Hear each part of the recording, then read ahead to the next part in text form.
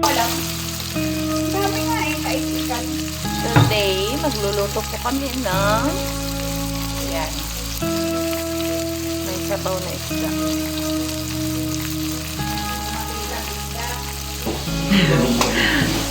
Yan na po yung piniritong isda.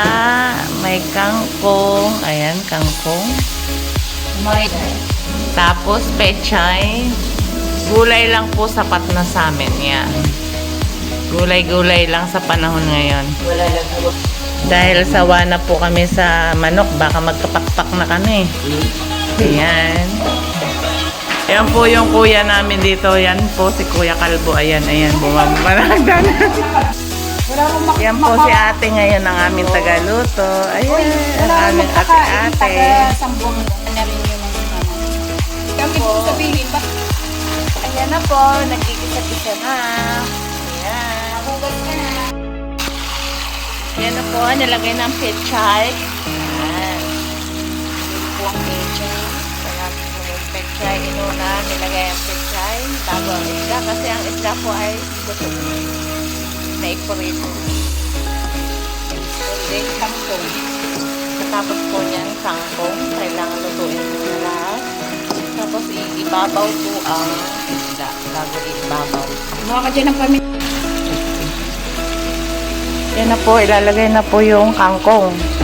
Isang katutak na kangkong po. Kasi Nalutuin mo lang. mahilig po kami sa damo. Yan. Napakadami po. 5 tali po yan ang kangkong. Yan. Diba ang dami pong kangkong? Pero pag naluto po yan po, konti na lang. Tatakpikot. Yan. Tapos tatakpan na po. Tatakpan at wala nang ano. Nanang apoy. Aming maluto. ating tagaluto. Mag-ugas ka na ng plato. Yep. Tapos yan po, nakasaing na kami. Ayan. Ito, kanina pang umagang sinaing. Ready na kumain. Ayan.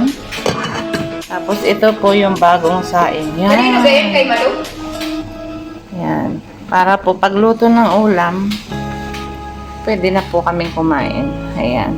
Ito lang po ang buhay namin pag mga day off namin. Luto, kain, yan. Tingnan mo, apaw sana yung... Ayan na po. Wala na nga. Ilalagay na ang pritong isda.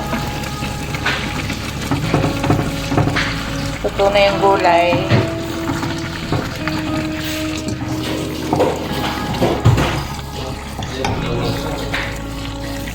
Yan na, nilalagay na isa-isa.